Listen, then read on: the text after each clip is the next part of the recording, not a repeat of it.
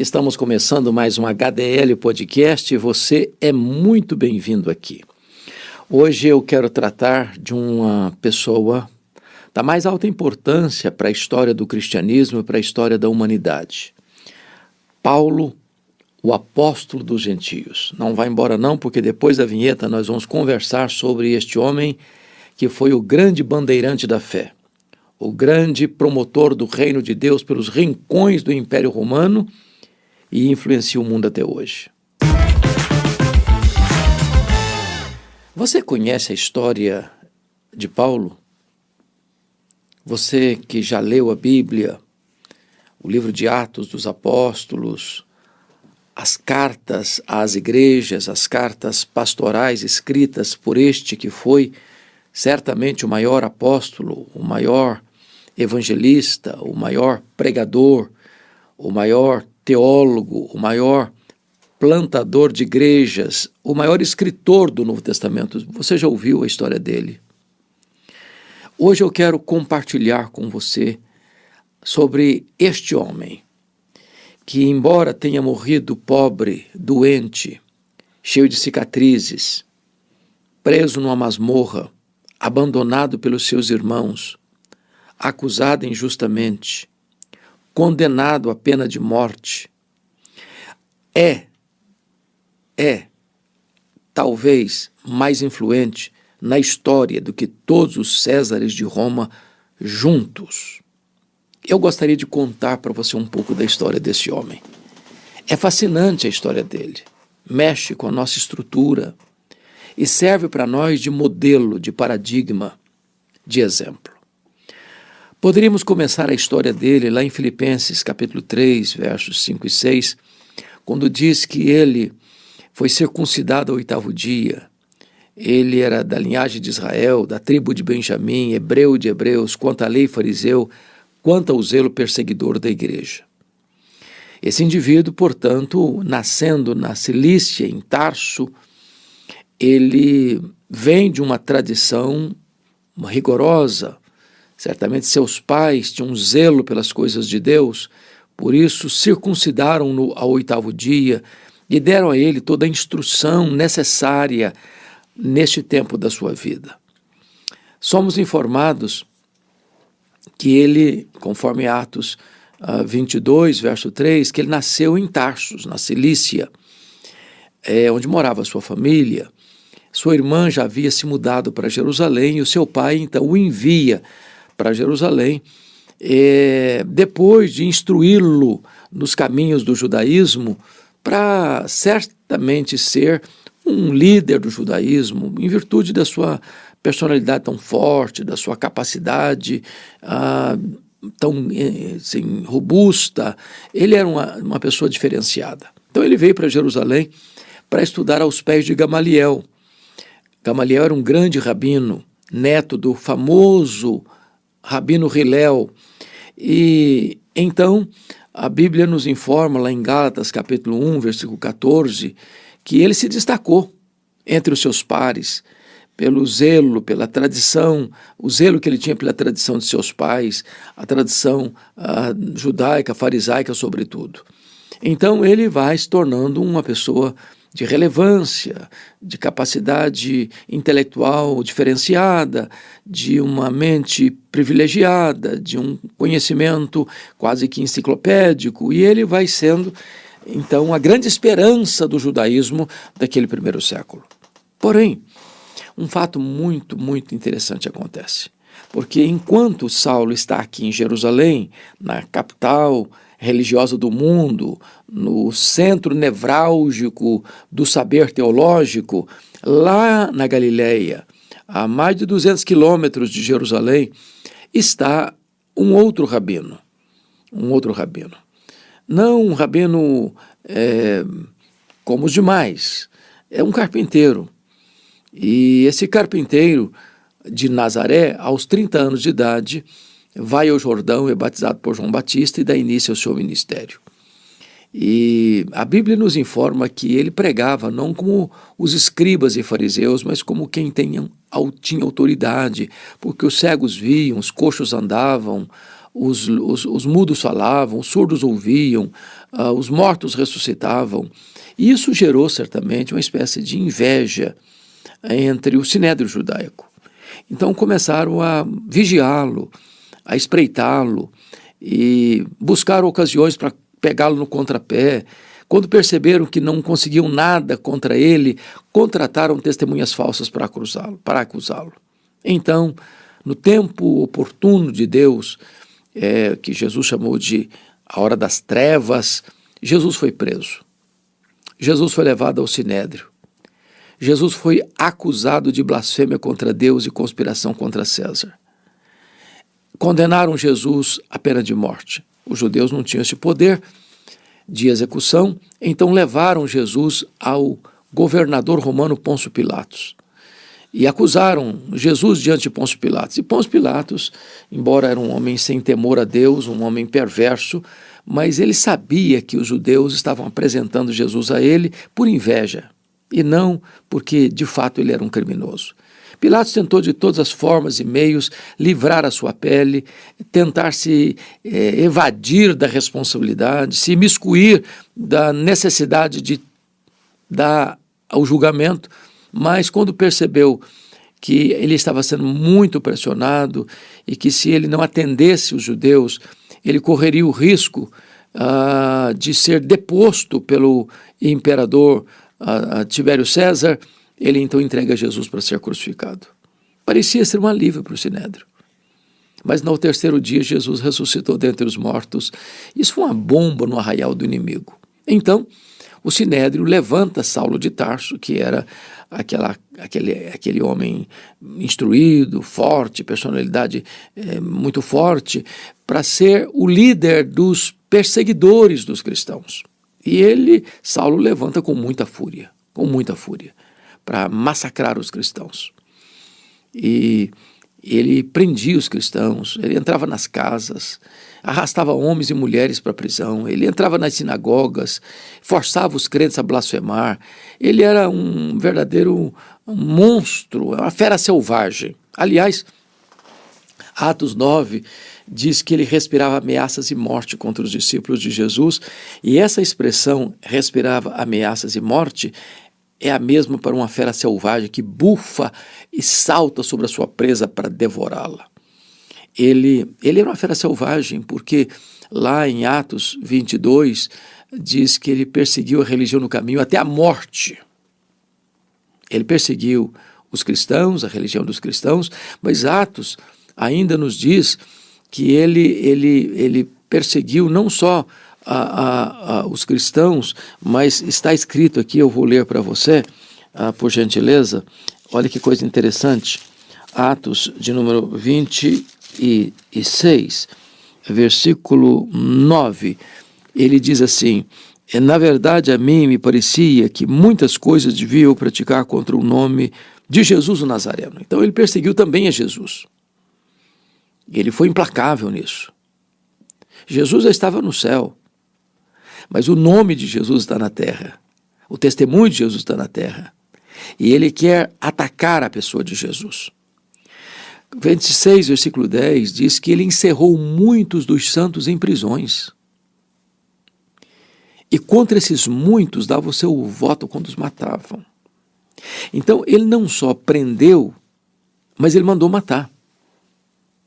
Não foi só Estevão que foi apedrejado, não. Ele era um serial killer, ele era um homem perverso, ele era um homem sanguinário.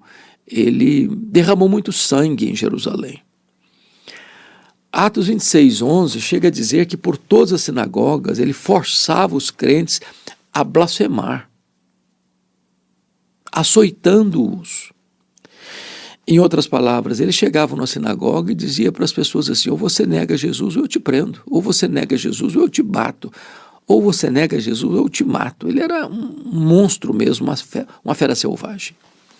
Mas Atos 26, 14 nos informa que ele era uma espécie de touro indomável.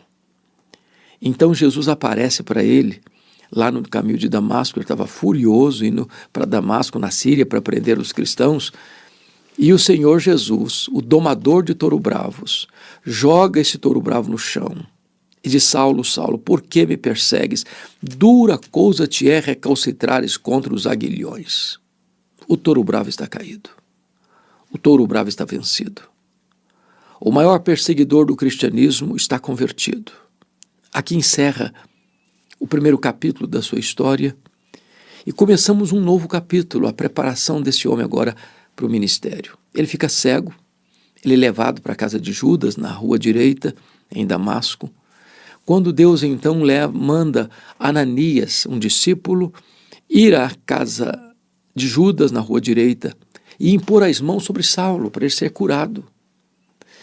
E Ananias já conhecia a história dele, disse: mas Senhor, eu tenho escutado quantas coisas fez este homem aos teus servos em Jerusalém.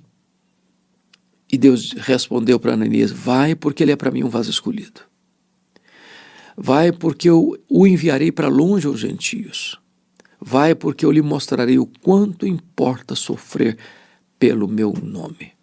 Ananias foi, o saudou, ele estava em oração, impôs as mãos sobre ele, ele ficou curado da cegueira. Ele recebeu o Espírito Santo, ele foi batizado. E então, Atos 9:20 diz que logo que ele é batizado, ele começa a pregar nas sinagogas de Damasco, afirmando ser Jesus o Filho de Deus. Mas Atos 9:22 diz que ele confundia os judeus mais e mais, demonstrando que Jesus é o Cristo. E você sabe que demonstrar é provar uma tese detalhada, meticulosa e profundamente. A questão é, quanto tempo durou entre o verso 20 e o verso 22? Porque aqui ele afirma, lá ele demonstra, para que ele pudesse ter essa compreensão tão clara. E a resposta é, logo que ele foi convertido, ele não sobe para Jerusalém, onde estavam os apóstolos. Ele vai para a Arábia. E ali faz uma espécie de seminário intensivo com o Senhor Jesus. Ele passa 3 anos ali. Se Jesus investiu nos apóstolos 3 anos em Israel, Jesus investe 3 anos em Saulo de Tarso, na Arábia. Ali ele releu o Antigo Testamento. Ali Jesus revela-se a ele. De tal maneira que as doutrinas que ele aprende, não as aprende aos pés de um mestre humano, mas por direta revelação do Senhor Jesus. Ele foi um legítimo e verdadeiro apóstolo. Testemunha, portanto, do Cristo ressurreto, recebendo o poder de fazer sinais e maravilhas. E depois de 3 anos relendo o Antigo Testamento, recebendo a revelação do Senhor Jesus, então ele volta a Damasco conforme Gálatas capítulo 1, versículos 12 a 14. E ao voltar para Damasco, é que então se encaixa Atos 9:22, dizendo que Saulo mais e mais se fortalecia, confundindo os judeus, demonstrando ser Jesus o Cristo. Agora, ele não apenas fala que ele é o Filho de Deus, agora ele prova, ele demonstra, com evidências absolutamente convincentes de que aquele Jesus que ele perseguira, aquele Jesus que o Sinédrio estava perseguindo, é verdadeiramente o Messias de Deus, o Cristo de Deus, o enviado de Deus. Só que, diante desta pregação e demonstração de Paulo em Damasco, os judeus resolvem matá-lo. E ele então precisa fugir. E vai fugir para onde? Agora ele vai fugir de noite, de forma humilhante, dentro de um cesto, muralha abaixo. E agora ele vai subir para Jerusalém, onde estavam os apóstolos. A fama dele em Jerusalém era pior. Ele havia se convertido no caminho de Damasco tinha ido para a Arábia, da Arábia tinha voltado para Damasco, mas o Saulo convertido ainda não chegou em Jerusalém. A fama dele lá é de um homem perverso, de um homem mau, de um homem perseguidor, de um homem sanguinário. Agora, quando ele chega em Jerusalém, é digno de nota isso, ele deve ter pensado assim, bom, eu tenho cabedal, qualificação, know-how, currículo para ser o grande líder da igreja em Jerusalém. Ele leva na mente essas ideias. E ele tinha 3 motivos para pensar assim. Primeiro, porque os apóstolos de Jesus, exceto Judas Iscariotes, que era da Judeia, todos os outros 11 apóstolos eram da Galileia. E aqui em Jerusalém, na Judeia, os galileus eram tidos como gente de segunda classe. Uma região mais rural, mais interiorana, com maior influência gentílica. E ele deve ter pensado, esses galileus não vão conseguir nada aqui em Jerusalém. Segundo motivo, os apóstolos de Jesus eram homens iletrados. Jerusalém era a capital intelectual da teologia. Lá estavam os doutores da lei, os escribas, os fariseus, os saduceus. E ele pensou, bom, esses homens, além de galileus, são incultos e iletrados, eles não vão conseguir mesmo nada aqui, que é a cidade dos doutos teológicos, do saber teológico mais douto, mais profundo. Terceira razão, ele conhecia Jerusalém. Ele se fortaleceu em Jerusalém. Ele estudou aos pés de Gamaliel em Jerusalém. Ele perseguiu a igreja em Jerusalém. O testemunho da conversão dele haveria de impactar a cidade. Ele tinha mais credenciais para se tornar o grande líder da igreja de Jerusalém. Na verdade, ele está governado aqui pela velha aliança. Quando tudo depende de nós, nada depende de Deus. Porém, quando Saulo chega lá em Jerusalém, os discípulos não acreditaram na conversão dele. Acharam que ele estava sabotando a fé para perseguir os cristãos. Então bateram a porta da igreja na cara dele. Para quem queria ser líder, nem recebido foi. Deus está golpeando o orgulho desse homem. Deus está preparando este homem para uma grande missão. Para que nós cumpramos uma grande missão, primeiro Deus trabalha em nós, para depois Deus trabalhar através de nós. Então,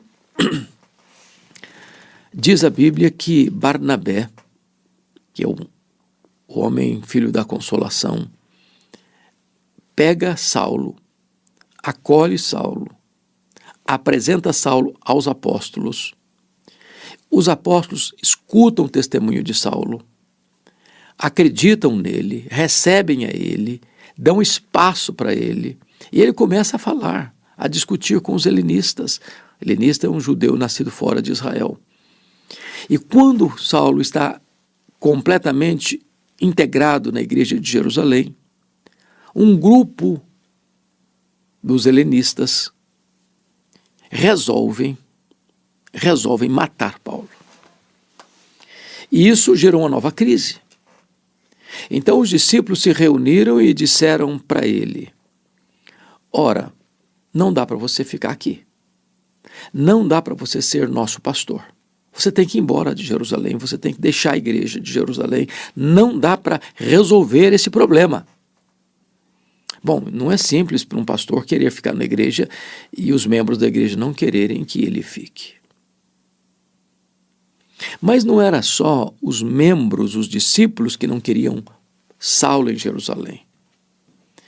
A Bíblia nos informa, lá no capítulo 22, versículo 17, que o próprio Deus aparece para ele numa visão em Jerusalém e diz assim, vai embora, arruma as malas e vai embora. Eles não vão te ouvir. Não adianta você forçar a barra, aqui não tem espaço para você. Em vez de ele, que já tinha sido alertado a sair pelos membros da igreja e agora está sendo ordenado por Deus a sair, ele ainda não sai. Ao contrário, ele começa a arrazoar com Deus, mas eu persegui a igreja aqui. Quando se matou Estevão, tua testemunha, eu estava presente e consentia nisso. Trocando em miúdos, ele está dizendo, Deus, o senhor não pode me tirar daqui. Eu sou peça-chave para o estabelecimento, a estabilidade, o crescimento desta igreja. Se eu sair, a igreja não vai avançar. Eu sou o melhor candidato para a liderança desta obra. Eu tenho o melhor currículo, eu tenho a melhor performance, eu tenho a melhor capacidade. O senhor não pode me tirar daqui. Só que Deus não mudou. Foi Saulo quem teve que mudar e mudar-se. Mas ele ainda não saiu. Ele era cabeça dura. Então está escrito em Atos 9:30 que os discípulos pegaram a ele, levaram-no até Cesareia Marítima, onde estava o porto. Ele não foi, ele foi levado, ele não saiu, saíram com ele. Ele saiu de Jerusalém como Ló saiu de Sodoma, a reboque. Agora, note você, de Cesareia Marítima, mandaram-no de volta para Tarsus, na Cilícia. Para um homem que queria ser líder, Deus está dizendo assim, meu filho, se você pensa que eu preciso de você, você está muito enganado. Então arruma as malas e volta para casa. Volta para casa. Nós não somos insubstituíveis, só Deus o é. Então, ele ficou lá em Tarso, na sua terra, cerca de 10 anos no molho, no anonimato, longe dos holofotes, longe das luzes da ribalta, completamente apagado, porque nesse tempo Deus estava trabalhando nele e Deus estava trabalhando através dele. Mas o pior não tinha acontecido. Diz Atos 9:31, que no dia que Saulo foi embora de Jerusalém, a igreja passou a ter paz e passou a crescer. E eu não vejo uma coisa que possa ser mais constrangedor para um líder, para um pastor, do que no dia que ele arruma as malas e vai embora da igreja, a igreja tem seus problemas resolvidos e passa a crescer e se multiplicar. Deus estava trabalhando nele para depois trabalhar através dele. Nós estamos então olhando a vida deste homem, o apóstolo dos gentios. Eu paro aqui e no próximo podcast nós vamos fazer a segunda parte dessa história, Paulo, o apóstolo dos gentios, segunda parte. Deus abençoe você. Até daqui a pouquinho no próximo podcast.